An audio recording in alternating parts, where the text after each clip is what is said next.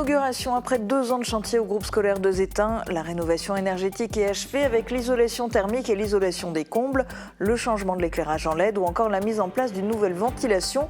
Rénovation et mise aux normes auront coûté plus de 230 000 € financés à 80% par des subventions. Une unité technique départementale à Rémolfin pour plus de proximité. Officiellement inaugurée cette semaine, cette UTD accueille 52 agents depuis déjà le mois de mai. Coût de la création de ce site pour le conseil départemental de la Moselle, 6,6 millions d'euros. La biscuiterie artisanale Rosélie s'est installée à l'Ezat-la-Ruche à Sarreguemines. Delphine Rosard avait commencé en 2021 sa petite entreprise seule dans sa cave à Obergaibach. 2 ans plus tard, elle a noué un partenariat pour réussir à répondre aux demandes en augmentation. Nouvelle boutique à Beach, stylée en seconde main, propose des vêtements pour femmes ainsi que des bijoux fantaisie et de la maroquinerie, le tout d'occasion. Enfin, une victoire pour les basketteurs sarregueminois. Les Loups Alpha accueillaient l'équipe de Jeuf au Mécourt dont ils n'ont fait qu'une bouchée, 73-46. Bienvenue sur Mosaïque Cristal. Après l'actu du territoire, focus sur le transfrontalier dans Grenzenlos. Il serait question de rallye solidaire, de conduite, de théâtre en plate et d'un musée très original. C'était un projet de grande taille pour le petit village de Zétain. Son groupe scolaire Les Mésanges s'est transformé en 2 ans. Le bâtiment a subi une rénovation énergétique complète. Une inauguration a été organisée pour acter la fin de cette longue aventure. Reportage de Thibaut Desmerlet. De simples travaux au départ qui sont devenus un challenge pour la petite commune de Zétain. Pendant 2 ans, le groupe scolaire Les Mésanges était en chantier continu pour de la rénovation énergétique. Mardi soir a eu lieu l'inauguration de fin de travaux. Artisans, parents, enseignants, élèves et élus ont joué le jeu pour maintenir l'activité dans de bonnes conditions durant cette période, malgré certains imprévus. C'est sûr que ça a été long. Long parce qu'on a eu plusieurs surprises. C'est d'ailleurs à ça que servent les diagnostics. On fait des diagnostics, on découvre qu'on a de l'amiante et forcément ça chamboule tout. On est sur un contexte d'école qui nous oblige à travailler soit les mercredis, soit pendant les vacances. Sans compter les aléas climatiques. En plus du désamiantage de certains sols et en dessous de la toiture, plusieurs autres modifications ont été apportées. Mise en place d'une nouvelle ventilation, changement de l'éclairage en LED, isolation thermique ou encore isolation des combles. Le coût de toutes ces opérations a largement dépassé le budget de la commune. On se rend compte qu'obtenir des subventions, de plus en plus, il faut fournir des dossiers techniques. On a besoin de se faire accompagner. Donc là aussi, c'était un vrai challenge. Cette rénovation et remise aux normes auront coûté plus de 230 000 € hors taxes et financée à 80% par des subventions. Autre inauguration, celle de la nouvelle unité technique départementale à Rémolfin. Ce site permet de mutualiser les différents services dédiés aux routes et à la maintenance dans un même lieu et d'être au plus proche du secteur de Sarreguemines. Explication dans ce reportage de Marie-Morgane Pires. Permettre aux agents d'agir plus rapidement, c'est l'un des objectifs de la création de cette unité technique départementale. Elle est située route de Sitzheim à Rémolfin, dans un ancien bâtiment industriel. Le département gère 4300 km de routes réparties sur tout le territoire et 1 million de mètres carrés de bâtiments. Après un site créé à Beach en 2022, celui-ci apporte plus de proximité sur le territoire de Sarreguemines. S'il faut sortir une nuit parce qu'il y a ici une tempête de neige, les gars sont ici à Rémolfin. Ils ne viennent pas de Thionville ou de Forbach. Donc pour nous, c'est cette proximité qui était nécessaire et exemplaire pour le succès et le résultat. Parce que l'objectif pour moi, ce n'est pas l'amont, c'est l'aval, c'est-à-dire être présent sur le territoire, avoir des professionnels. Et là, ils nous ont démontré qu'ils étaient professionnels. 52 agents travaillent sur ce site depuis le mois de mai. 38 d'entre eux font partie de l'unité technique territoriale, au centre d'exploitation des routes et au centre de la maintenance. 14 autres agents sont répartis à l'exploitation, à l'atelier, au magasin. Il y a également un mécanicien du SDIS qui est sur place. Et le fait de prendre son poste au même endroit, de se croiser tous les jours, forcément ça crée des facilités, il y a des vases communicants qui améliorent la flexibilité, la fluidité. On est toujours beaucoup plus réactif, parce que voilà, on a un regroupement des moyens qui donne un potentiel de flexibilité et de réactivité qui est bien supérieur à ce que pouvait se trouver auparavant dans les différents centres lorsqu'ils étaient chacun de leur côté. Le coût de la création de ce nouveau site s'élève à 6,6 millions d'euros, dont 2,6 millions pour l'acquisition du bâtiment. Une partie des travaux a été effectuée en régie par les employés du département, notamment la peinture, l'électricité ou encore la réfection des sols. La chaîne de supermarchés Hard Discount Aldi construit des nouveaux locaux dans la zone d'activité de Lemberg. Les travaux ont débuté en juillet et l'ouverture après déménagement est prévue pour le 13 décembre. La construction du nouveau bâtiment de 1600 m² permettra l'embauche de 3 personnes pour compléter l'équipe de 6 employés.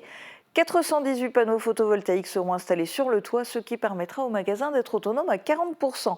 80 places de parking seront disponibles, dont 4 places pour véhicules électriques avec borne de recharge. Le magasin existant, lui, va être revendu. Autre déménagement, celui de Rosélie. C'est une passion qui s'est transformée en métier. Delphine Rosard a lancé sa biscuiterie artisanale en janvier 2021 à Obergeilbach. Elle travaillait seule dans sa cave. Aujourd'hui, c'est une nouvelle étape qui a été franchie. Elle a inauguré son nouveau local au sein de l'ESAT La Ruche à Sarreguemines. Un partenariat a été créé entre les deux structures. Reportage de Thibaut Desmerlet. Une cave aménagée en biscuiterie artisanale. Delphine Rosard a commencé sa petite entreprise chez elle, à Obergeilbach. Elle voulait faire de sa passion pour la pâtisserie son métier. Son activité s'est développée, les demandes ont augmenté. Pour réussir à tenir le rythme, elle s'est installée dans un local de 100 m² à l'ESAT La Ruche à Sarreguemines. Le lieu a été officiellement inauguré.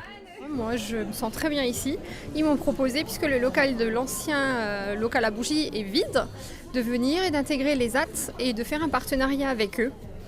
C'est-à-dire que moi j'ai des personnes en mise à disposition, que je les forme, je les monte en compétences et ils m'aident en même temps.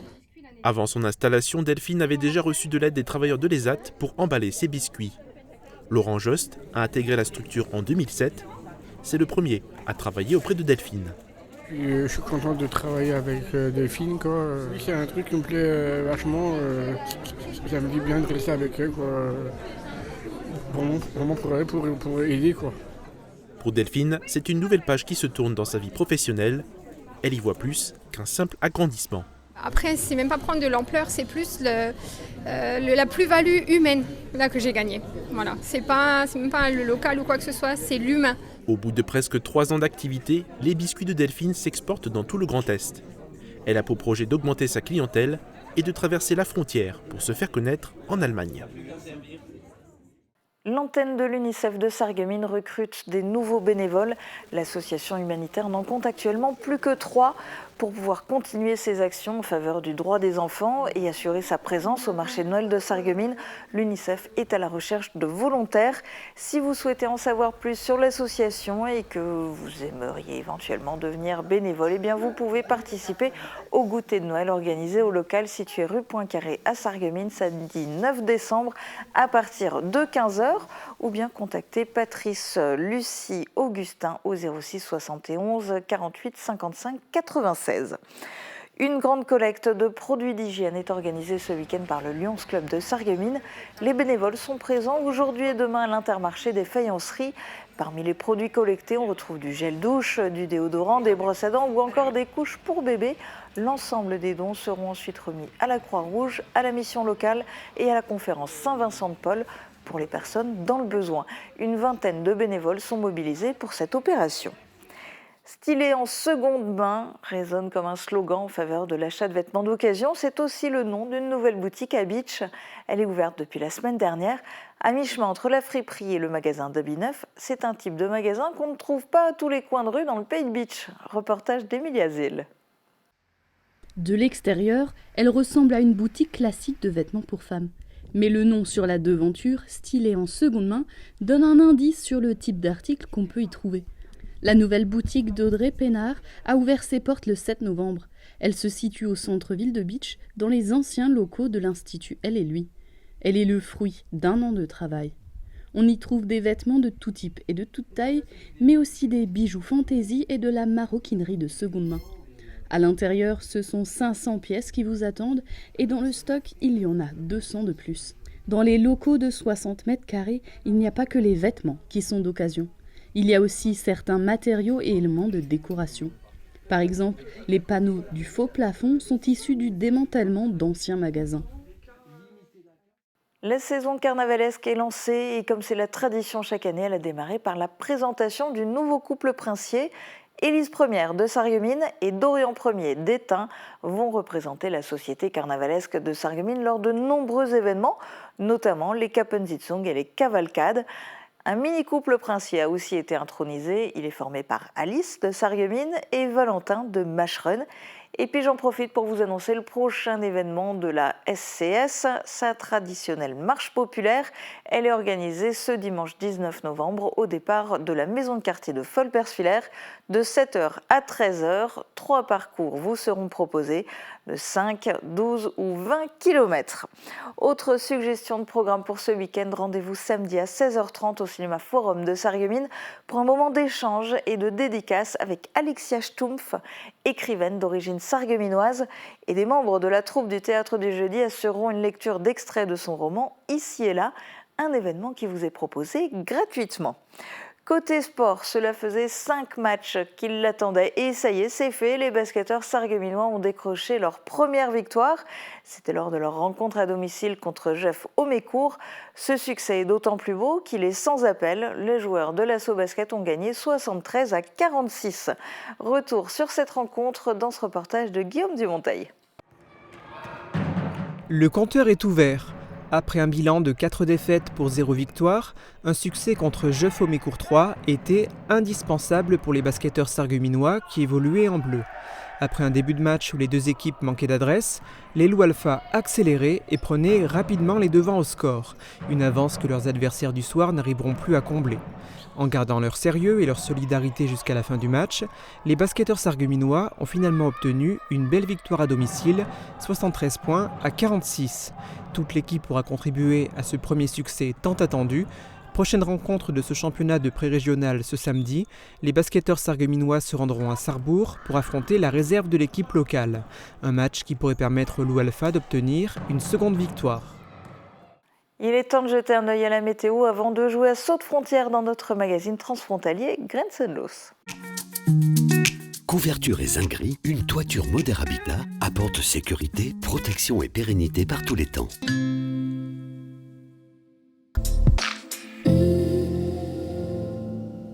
Bonjour tout le monde! Après dissipation des brumes et brouillards en début de matinée, le soleil fera quelques apparitions, mais ce ne sera que de courte durée puisque le ciel va à nouveau se couvrir pour laisser place à des averses dans l'après-midi. Côté température, les minimales iront de 3 à 5 degrés et les maximales de 11 à 13 degrés. Demain, pensez à souhaiter une bonne fête aux Audes et il fera jour de 7h49 à 16h51. Passez tous une belle journée et un très bon week-end!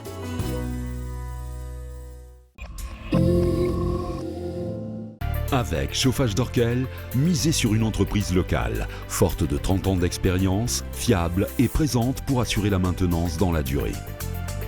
Panneaux photovoltaïques solaires, pompes à chaleur, chaudières pellets, au gaz ou au bois, nous nous occupons des dossiers d'aide et de rénovation globale. N'hésitez pas, demandez votre devis chez Chauffage d'Orkel.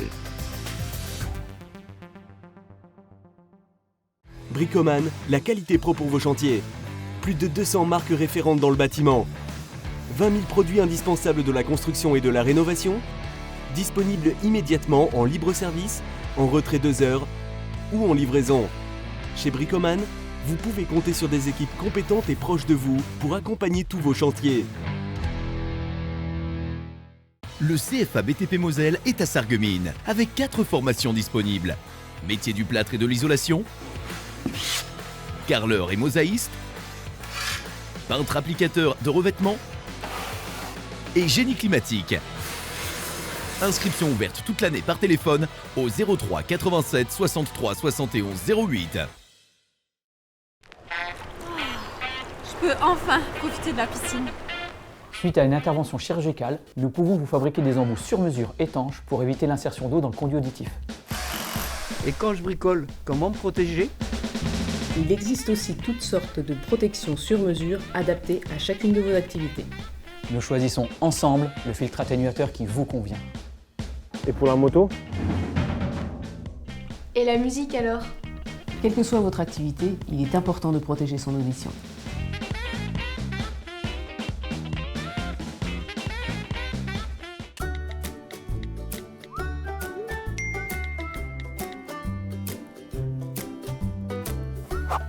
Même sale, un emballage n'a pas besoin d'être lavé.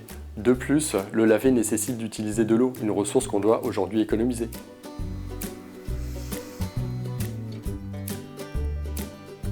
Les déchets sont ensuite envoyés vers des centres spécialisés où ils sont triés mécaniquement et manuellement. D'ailleurs, il ne faut surtout pas emboîter les emballages car cela complique le geste de tri sur le tapis de recyclage. Et certains de ces déchets pourraient ne pas être recyclés. Il suffit de bien vider les emballages pour éviter de salir la poubelle et de limiter les odeurs. De toute façon, tous les emballages seront lavés avant leur recyclage. Le tri évolue. Pourquoi pas nous ?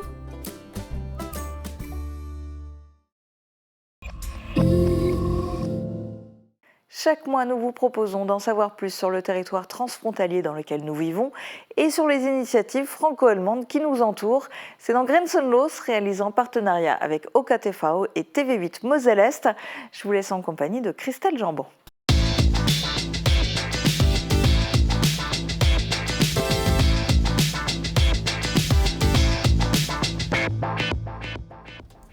Hallo und herzlich willkommen bei Grenzenlos. Ils sont à 2 pour partir en février à bord de cette 4L. Ils iront de Sarrebruck jusqu'au Maroc, jusqu'à Marrakech. Elle, c'est Anna, elle est allemande. Lui, c'est Simon, il est français. Et ce duo franco-allemand participera avec plus de 1000 autres bolides 4L comme celle-ci à un rallye, le rallye 4L Trophy. Ils sont nos invités.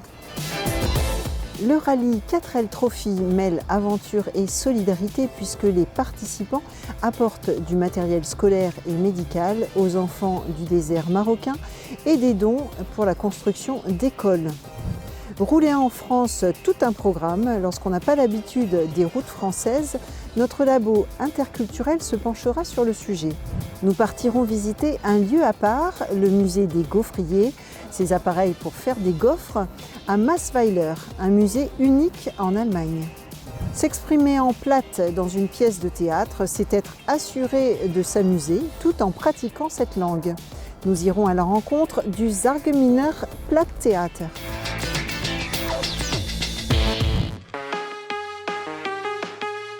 Bien plus qu'un rallye étudiant à bord des fameuses Renault 4, le 4L Trophy est avant tout un projet humanitaire et solidaire.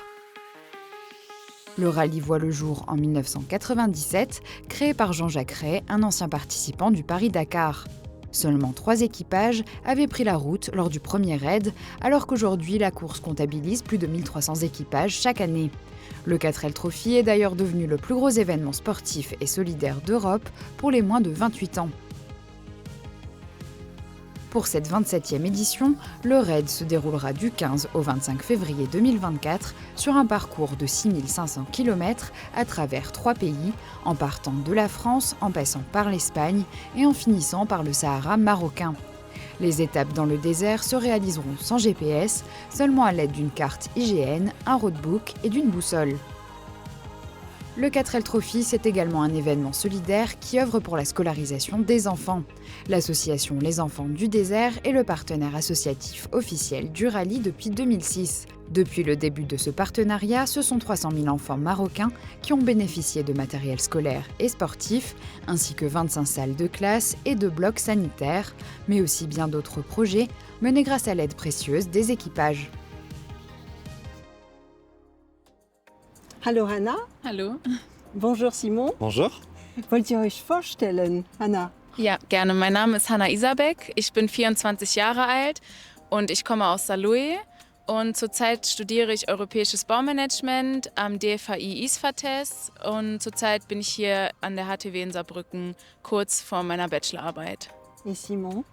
Alors voilà, je m'appelle Simon Balzer, presque 21 ans la semaine prochaine. Et puis je suis également en génie civil et management en Europe avec Anna pour notre 7e semestre de licence qu'on va bientôt terminer là d'ici mars 2024.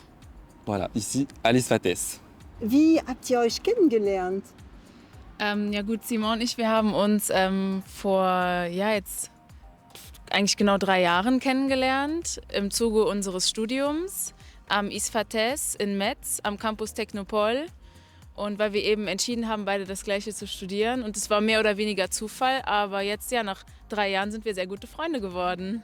Also Sie sind praktisch den deutschen Teil des Duos. Warum habt ihr ein deutsch-französisches Duo gebildet? Eigentlich war auch das Zufall, weil wir haben das Duo eigentlich gebildet aufgrund unserer Freundschaft und weil wir uns durch das Studium mittlerweile sehr gut kennen.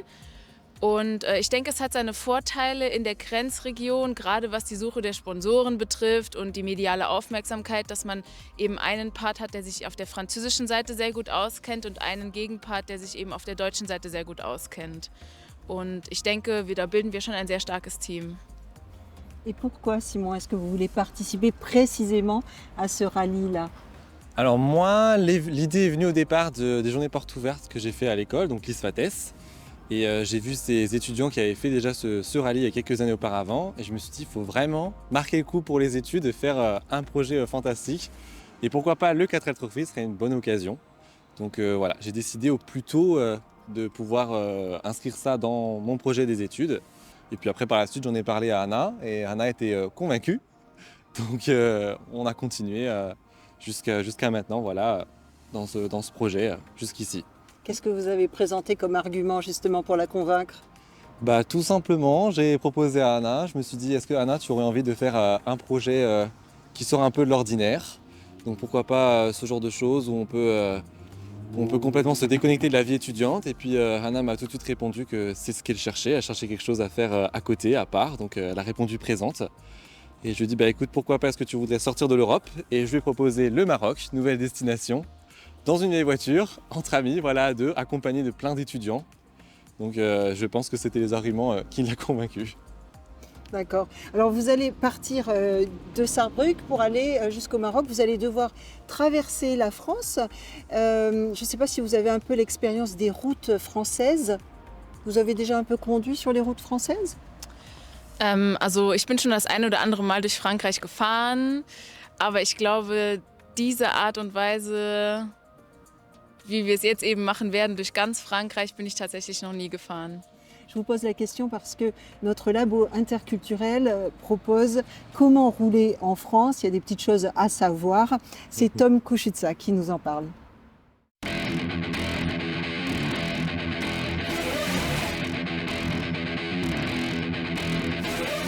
Un rallye en 4L jusqu'au Maroc, chapeau Simon et Hannah. Mais avant qu'on parle du Maroc, commençons déjà avec quelques spécificités sur la route française qui, pour nous Allemands, peuvent des fois poser problème. Pour commencer, parlons déjà des dodanes.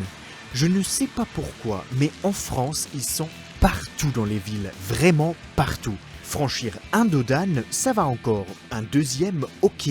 Mais 3 ou même 4 dans la même rue, c'est incroyable. À un moment donné, ça suffit là quand même. Des ralentisseurs, on en trouve aussi de temps en temps en Allemagne, mais très rarement. Ils font donc bien chier les Allemands quand on va visiter la France. Sans évoquer les limitations de vitesse.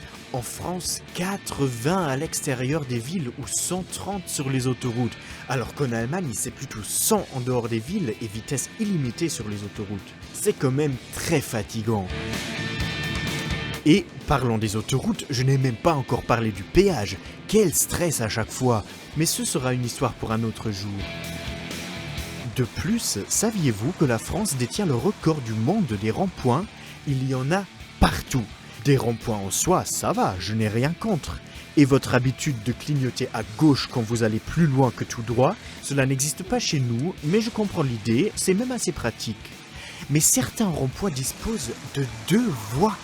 Aïe aïe aïe, quel stress à chaque fois que je les emprunte.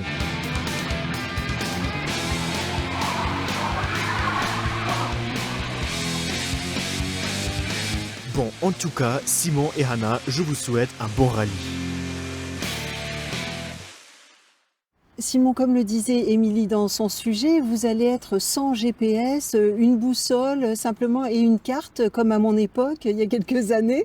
Vous appréhendez pas Alors si, j'appréhende un tout petit peu, parce que je sais que mon sens d'orientation, j'en ai, mais je comptais sur mes amis plutôt pour le repérage déjà dans les villes quand on étudie. Donc là, sans GPS, ça va être un défi. On va dire qu'on pourra l'utiliser jusqu'à Biarritz, Mais à partir de Biarritz, voilà, va falloir faire 100, comme les parents le faisaient, à la carte. Et là, la boussole dans le désert, on n'aura pas le choix. Bon, bien sûr, on sera aidé d'un roadbook pour nous aider. Mais voilà, ça va être vraiment totalement sans aucun matériel qu'on utiliserait dans la vie de tous les jours. Und ein solches Auto zu fahren, haben Sie Erfahrung, Hanna? Tatsächlich bin ich vorher noch nie einen Oldtimer gefahren. Mein Auto ist jetzt aber auch nicht das jüngste. Und Simon und ich, wir haben schon die ein oder andere kleine Probefahrt mal damit gemacht. Und ich denke, das wird kein Problem sein. Okay, und die Mechanik, also falls es eine Panne gibt, wie plant ihr das zu regeln? Darüber haben wir tatsächlich auch schon gesprochen. Also Reifen wechseln, das steht fest, können wir beide. Und ja, alles Weitere, was so anfällt, müssen wir halt spontan schauen, wer wo seine Talente hat. Und wir vertrauen darauf, dass nichts Gravierendes geschehen wird. Und die Kleinigkeiten können wir, denke ich, in der Regel lösen. Cette voiture, vous l'avez trouvée où? Vous l'avez achetée où? Comment vous l'adaptez aussi à ce rallye, cette voiture? Alors cette voiture, on a mis longtemps à la trouver et je l'ai trouvée près de Nantes. Donc déjà, il a fallu faire le trajet retour. C'était le test, le premier test déjà de la ramener de Nantes jusqu'ici, donc les 1000 km. Et puis après, quand je l'ai acheté, j'ai eu la chance que la personne qui l'avait déjà bien rénové. Mécaniquement parlant, tout a été refait. Donc il n'y a plus de grands détails, plus de grosses mécaniques à faire. Maintenant, c'est plutôt des petits détails type carrosserie, quelques petites encore connexions électriques à réaliser. Mais niveau, on va dire, conception du rallye, elle est plutôt en bon état. On a déjà mis des plaques de protection sous la voiture pour la protéger dans le désert. Donc elle est déjà bien équipée. D'accord. On poursuit cette émission avec un reportage sur les gaufriers qui se trouvent dans le musée de Wolfgang Fuhrmann. Les gaufriers du monde entier, de toutes les formes, de toutes les tailles, attendent les visiteurs à Massweiler dans le Palatinat du Sud-Ouest. C'est le seul musée en Allemagne. Lucie Owen nous y emmène faire un tour. Des gaufres comme il y a des centaines d'années. Dans l'exposition du musée des gaufriers à Massweiler, les visiteurs trouveront des ustensiles de cuisine traditionnels et plus de 600 gaufriers historiques. Depuis plus de 20 ans, Wolfgang Fuhrmann expose ses pièces dans une ancienne grange. Sa passion pour la collection d'objets d'exposition a commencé en 2001 lors d'une balade dans un marché aux puces. Auf dem Boden lag so ein verrostetes Waffeleisen. Und meine Frau wollte wissen, was das ist. Die kannte das nicht, diesen Gegenstand, weil sie aus Norddeutschland stammte. Und dann habe ich gesagt, das ist ein Waffeleisen und wir können das auch mal mitnehmen und können das vielleicht mal ausprobieren. Und dann haben wir tatsächlich 2001 am 7. April das erste Mal dieses Waffeleisen in privater Runde bei einer Geburtstagsfeier ausprobiert. Und das war sehr spannend, sehr lustig und die Leute haben sich alle gefreut, dass es noch die Möglichkeit gibt, mit so einem alten Gerät eine Süßspeise herzustellen. Depuis l'ouverture du musée, le nombre de gaufriers est passé d'une trentaine à plus de 600 pièces. Depuis, le propriétaire propose des visites guidées de son exposition pour des associations, des classes scolaires et des petits groupes. La visite comprend également la cuisson de gaufres belges traditionnels sur le poêle de la boulangerie comme il y a 100 ans. Cependant, l'histoire de la cuisson des gaufres remonte bien plus loin. Also das Waffelbacken, die Geschichte kommt aus dem klerikalen Bereich, weil es ja in der Kirche schon immer dieses Brot gegeben hat, diese Hostien. Und die wurden eben mit Hostieneisen gebacken. Ja, und die Hostieneisen, die reichen zurück bis ins 13., 14. Jahrhundert, vielleicht sogar noch älter, aber da gibt es keine Dokumentation drüber. Hostieneisen haben wir auch in unserer Waffeleisensammlung. Und so das erste profane Waffeleisen, also da gibt es eine Abbildung auf einer alten Zeichnung. Das stammt so um 1500 rum.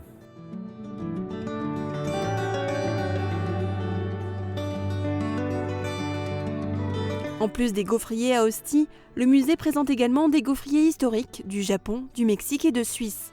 Pour le propriétaire, tous les objets de son exposition ont une signification individuelle.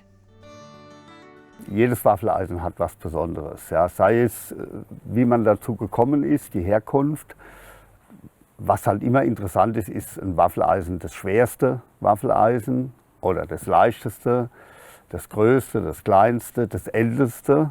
Das älteste ist beispielsweise von 1671. Wolfgang Fuhrmann ne vendrait ses pièces uniques pour rien au monde. Cependant, ceux qui souhaitent tout de même admirer les gaufriers et même déguster des gaufres peuvent visiter le musée des gaufriers d'avril à octobre sur rendez-vous.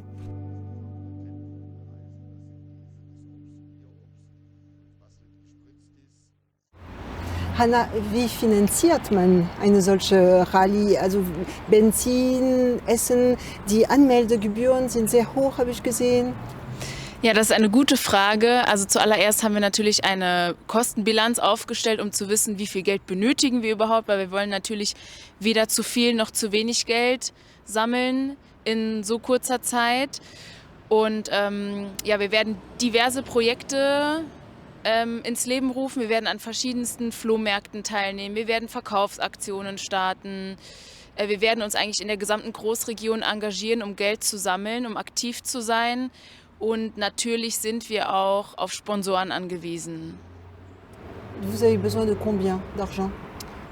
Alors là, ce qui est prévu, c'est quand même un budget d'un peu plus de 9 000 €. 9 000 € à rassembler pour qu'on ait une situation confortable dès le départ.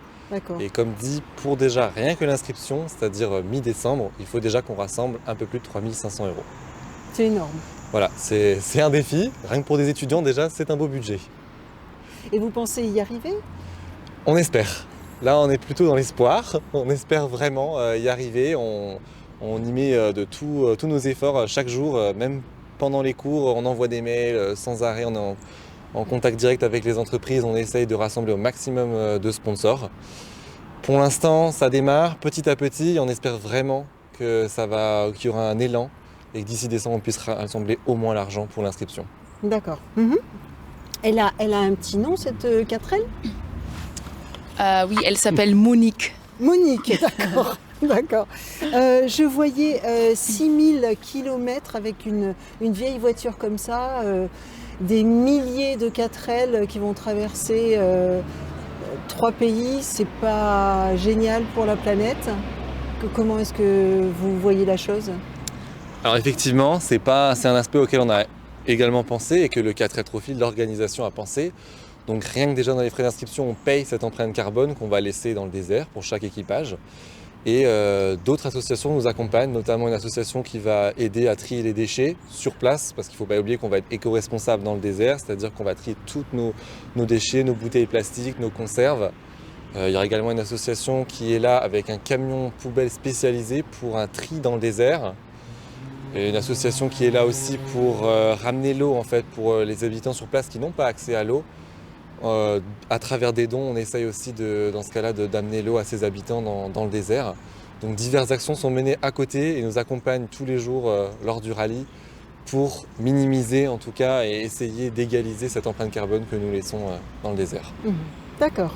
La saison des théâtres en plate est lancée, des dizaines de troupes sont présentes en Moselle-Est. Elles perpétuent la pratique du Francique et connaissent un fort succès. Rencontre avec le Zageminer Platt Theater en pleine répétition avec ce reportage de Marie-Morgane Pires. Si on entend de plus en plus que le Platt se perd, il continue de vivre sur scène. Depuis plus de 20 ans, de nombreuses associations se sont créées pour le faire perdurer.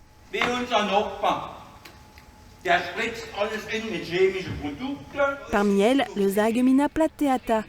Fondée en 2002, elle compte aujourd'hui une vingtaine de membres, des personnalités qui aiment l'humour et surtout le Platt. Le Platt fait rire parce qu'il y a déjà beaucoup de blagues qu'on ne peut pas traduire, et beaucoup de situations qu'on ne peut pas traduire. Et bon, je sais, quand j'étais petite, dans le temps, on allait voir des pièces, c'était en Platt. C'était pour rire et voilà, et pour continuer, pour que les gens parlent encore. Et ce qui est important aussi, nos aînés sont contents d'entendre le Platt et de pouvoir rigoler en plate. Dass es unser Blatt bleibt, solange es noch geht. Die Jungen, die reden sowieso schon fast gerne mehr und wir versuchen fast noch beizubehalten und nach der alten Lied Pläsier machen auch. Bei die sind es noch gewöhnt, wie das sagen. Die lachen immer noch gut. Wenn also so ein alter Ausdruck kommt, wo man nicht mehr hört, ne, das ist immer lustig. Chaque année, de nouveaux membres rejoignent l'aventure. Parmi eux, Isabelle et Jean-Marie, jeunes retraités. J'en avais envie depuis longtemps, mais comme je travaillais sur poste, ce n'était pas possible. Alors maintenant, j'ai tout mon temps et j'ai toutes mes soirées. J'ai appris le français à l'école et le platt est ma langue maternelle. Et le fait de retrouver le platt à la retraite, c'est formidable. Créer une pièce de théâtre en platte n'est pas une mince affaire. Il faut déjà trouver la bonne pièce qui plaira aux comédiens et au public. René fait partie du groupe de lecture. Il sélectionne chaque année 3 textes qu'il soumet au président. Puis la pièce doit être traduite. Bon, les pièces, elles sont toujours écrites, pas en allemand pur, certaines en allemand, mais souvent dans la région dans laquelle elles ont été écrites. Alors il y a du bavarois, hein, il y a du Rheinland-Pfalz, etc. Il y a différentes.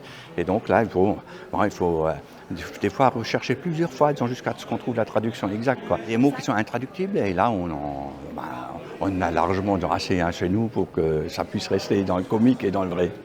La troupe a aussi déjà joué de l'autre côté de la frontière, notamment à Gersheim. Le public est toujours différent et il ne rit pas au même moment, mais le public allemand est un très bon public, ils aiment bien rigoler et ils nous comprennent. Oui, parce que eux, c'est plutôt le Hochdeutsch. C'est le Hochdeutsch, mais ils comprennent très bien le platt que nous et puis ils se marrent beaucoup. Hein. C'est un très bon public.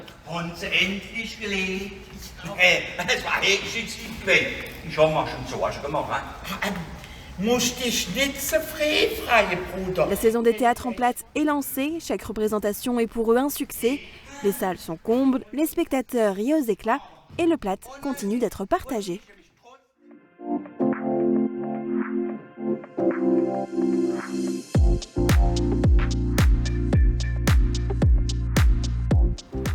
Il ne me reste plus qu'à vous souhaiter un bon rallye qui se tiendra du 15 au 25 février 2024, c'est ça? Genau. C'est ça.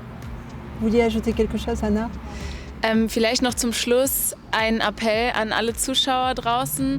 Um dieses Projekt zu finanzieren, sind wir natürlich angewiesen auf Sponsoren und sind auch momentan auf der intensiven Suche nach Sponsoren, die auch gerne eine Werbefläche auf unserem Auto kaufen können, wie am Beispiel des Fördervereins unseres Hochschulinstitutes, die uns freundlicherweise unterstützen. So möchten wir natürlich auch Sie da draußen mit auf diese Reise nehmen. Und das können Sie, wie gesagt, tun, indem Sie sich auf unserem schicken Renault L4 verewigen. Le message est passé, je crois. Bon courage à vous, bon rallye. Merci à vous. Je vous retrouve, moi, avec mon trio, à savoir Émilie Capodici et Thomas Zeda, le mois prochain. Tschüss, bis bald.